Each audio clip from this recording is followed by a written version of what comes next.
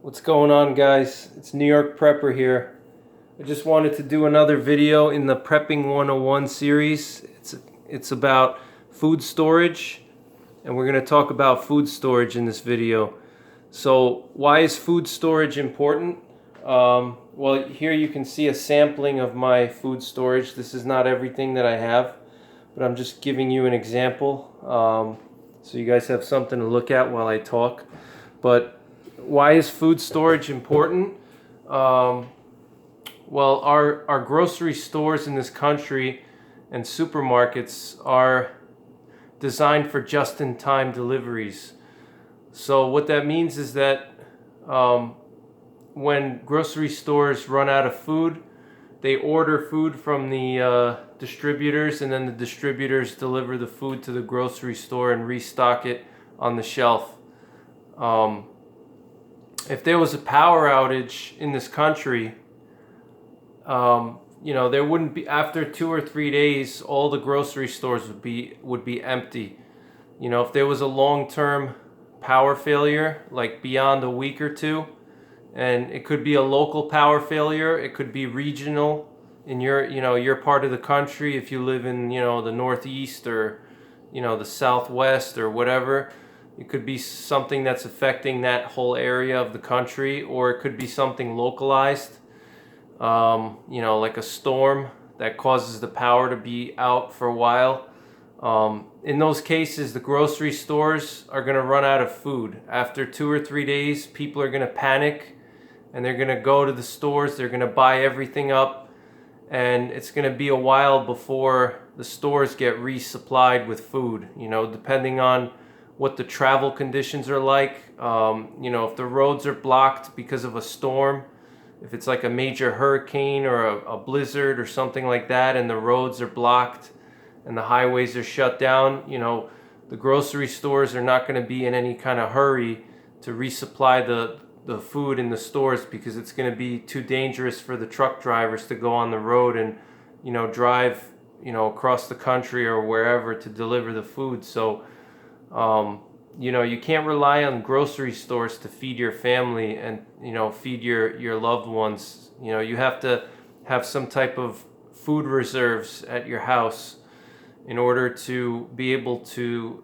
withstand power failure for up to a few weeks or a few months. And that's why preppers store food, because you never know what can happen, and sometimes all it takes is a hurricane to knock the power out for a huge area. If the power's out for a few weeks, the grocery stores are going to be empty, and you're going to have to rely on yourself to obtain food. And the government's not going to be able to feed everybody. There's millions of people. There's 250 million people in this country, and most big cities have at least 500,000 to 1 million people in them. If the power goes out and there's 1 million hungry people, you think that the government's going to have food for up to 1 million people? Breakfast, lunch, and dinner? It's not going to happen. You have to provide food for yourself and for your family. You can't rely on the government, because first of all, it's physically not possible for the government to be able to feed that many people. If there's like a huge power failure, let's say it's in New York City or some very heavily populated area, and you have like millions of people without power, and the grocery stores get cleaned up. It's going to take, it's not going to be easy for the government to just feed 10 million people and provide MREs or some type of rations for 10 million people. It's not there. They don't have those kind of stockpiles even. So you have to think to yourself, what would you do if you have a power failure and it's affecting a large part of the country, or it could even be nationwide if there's an electromagnetic pulse. There could be a solar flare that knocks out the power grid. There could be an EMP attack. There could be a cyber attack. There could be so many ways that the grid is taken down, and once the grid is taken down, all the grocery stores are going to be empty after 2 or 3 days, if that. I would say after even the first day or two. Once people realize that it's a long-term situation, they're going to panic, they're going to run to the store, they're going to steal whatever's there, or they're going to buy it, whatever, they'll probably just steal it if the power is out. And you're going to be stuck without any food by the time you get to the stores. So you need to have your own food supplies. You should have at least enough food to be able to live a couple of weeks to a couple of months on your own, without any grocery store or anything like that. And really our society is progressed to the point where we rely on grocery stores. Like 90% of Americans now rely on grocery stores and the deliveries of groceries for sustainment. There's really very few people in the country, in modern America today, that actually are able to feed themselves without having to go to a grocery store to buy food. We're not an agricultural based society anymore, and it's going to keep getting worse and worse, over time as cities get more populated, people move out of the country, or less people, live in the countryside, and our society becomes more urbanized. Then there's going to be a greater percentage of people who don't have the ability to grow their own food, to have their own farm animals that they can be sustained from. It's just not the way it used to be, 50 years ago or 100 years ago, where most Americans had a piece of land, they had a cow, they had goats, they had chickens. Those days are pretty much gone. Most of the American population lives in cities or suburban areas, and they don't have the capability to sustain themselves, to live off of the land, or to grow their own food. They don't have farms, so if you're one of those people that you don't have a farm and you don't have the ability to grow your own food, then you're going to need to store it. And I'm in that position myself. I don't have a farm. I don't have tons of farm animals that can sustain me and my loved ones, my family. So I have to store food, and that's why preppers store food. Preppers store food because we are concerned about what could happen in this country if there was a large scale power failure and the grocery stores ran out of food and the delivery of groceries was halted. And that's pretty much what I wanted to talk about in this video. So you don't want to be in a position where you rely on grocery stores in an emergency, or rely on the government, because everybody's going to be going to the government to get food, and you don't want to be the guy that's going to be standing in line, waiting for a handout, waiting for the government to rescue you. Because as most of you people out there will know, is that the government is not very efficient in certain things, and we can look into a lot of examples, but the government is not the most efficient organization, and they're not going to have the resources. They're not going to be able to feed everybody. You're going to have to fend for yourself. It's physically not possible for the government to be able to feed millions of people and have that kind of food stored up. So you have to be able to prepare and be ready for anything, because as we've seen in the past, things can happen very quickly and without any preparation, like 9/11, for example, or Hurricane Irma or Harvey, these major disasters, Katrina. Most people in those types of situations, they weren't prepared.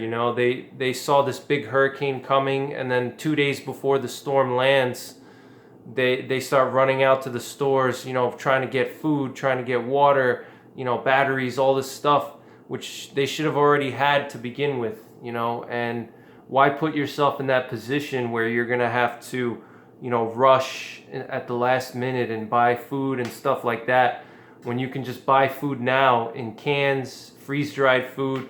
You know, what you see here is some freeze-dried food and some canned food. And you know, you can also get rice and beans, which will last a very long time.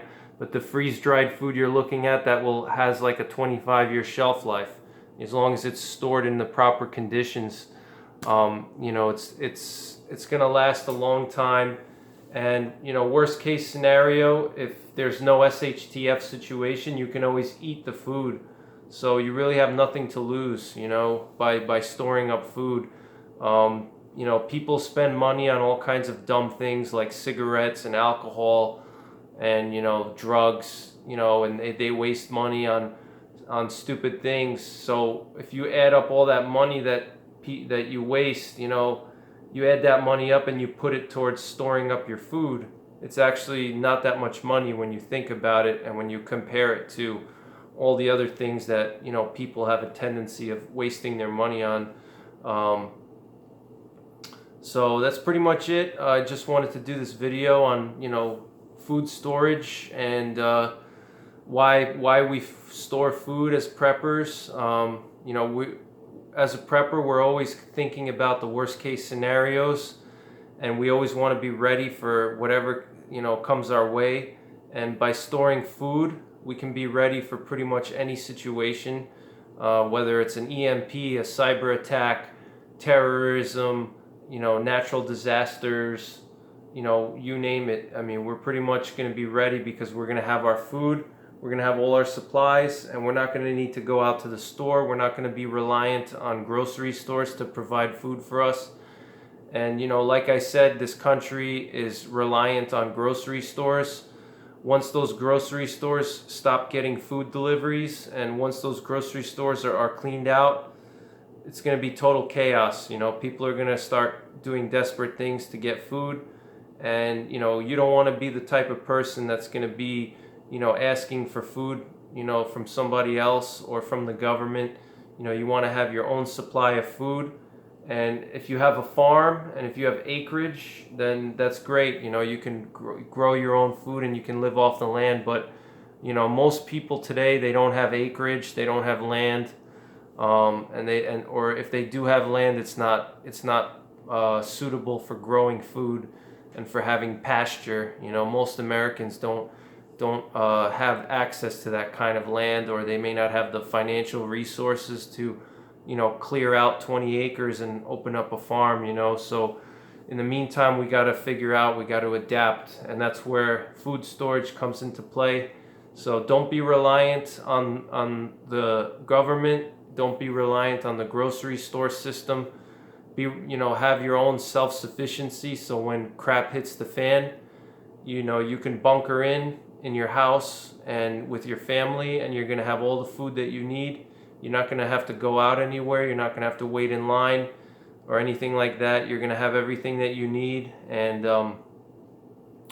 guys, another thing too is, even if the government was going to help you and you know, deliver food and stuff like that, it may take them time to actually get to the area where you are. So if you're in a disaster area, you know, like let's say you're one of those people that were in Texas during Hurricane Harvey, or one of those, you know, Katrina or Irma, you know, the authorities are not going to be able to just deploy immediately and you know, get through, you know, miles of roads that are covered by blown down trees and flooding, you know, flood waters. You know, they're not going to be able to just plow through all that just to deliver food to everybody. It's going to take them time to mobilize, you know, to get through, you know, blockages. So you can't be reliant on the government to protect you and to feed you. You know, you need to have your own supply, and you know, you should be able to easily, you know, withstand 2 to 3 weeks of a power outage by yourself without any outside assistance. You know, you should have enough food, enough water, enough supplies where you can easily withstand 2 weeks, 3 weeks, no problem. And, you know, beyond that, you can go further and try to start, you know, saving up like several months worth of food, which would be for like a larger scale, you know, SHTF situation, which a lot of preppers think is coming. So, and I'm not going to speculate on what that could be or when that could be, but it's always better to be prepared than not. Just know that if there was ever if the power grid was ever taken out across the whole country, it would take a long time for the grid to come back up, and during that time, the grocery store system is going to collapse, and there's not going to be food in the stores. So, and the way our power grid is also set up is the power grid is divided into different sections. There's like east, west, central. There's like 3 or 4 sections that the power grid, it's like a giant network of power lines, and they're in like 3 different sections. And, if one of those sections could easily be shut down, and that could shut down, let's say, power across the whole East Coast. And it may take, let's say, like a huge interstate transmission line gets cut or something, or a bunch of generators blow out. Things like that take time to repair. It's not going to just come back on in 1 or 2 days. Like a local power line outage. Where they can just come up and fix it, and within 2-3 days they fix the line, and that's it. If it's like a generator or something like, I'm sorry, not a generator, a transformer, it's going to take them time to, get that transformer up and running again, and it could take several weeks or months, and, you need to have your own food and be prepared for that. So that's pretty much it. And there's different types of food that you can buy for storage. You can get freeze-dried food. Freeze-dried food is basically they use a chemical to dry out the food. It's liquid nitrogen, and then you have canned food, and then there's also rice and things like that, more traditional, less perishable types of foods. So do your research and start stockpiling food, and you don't have to go crazy. You don't have to have 2 years worth of food or something like that. Start small. Have enough food so you could survive 2 weeks, on your own, you and your family, just in your house. Have enough food stored up for 2 weeks, and then from 2 weeks build up to a month. And then from a month build up to 3 months, and then from 3 months try to get to 6 months.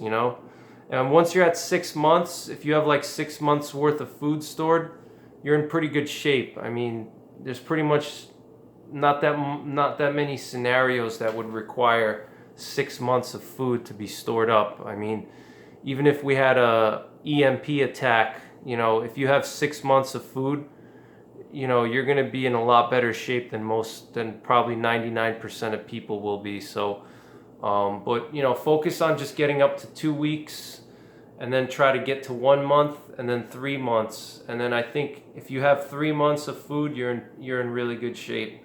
So, and it's really doesn't cost as much money as you would think. So, I hope you guys learned something from this video, and I'll talk to you soon. Take care. God bless. Okay.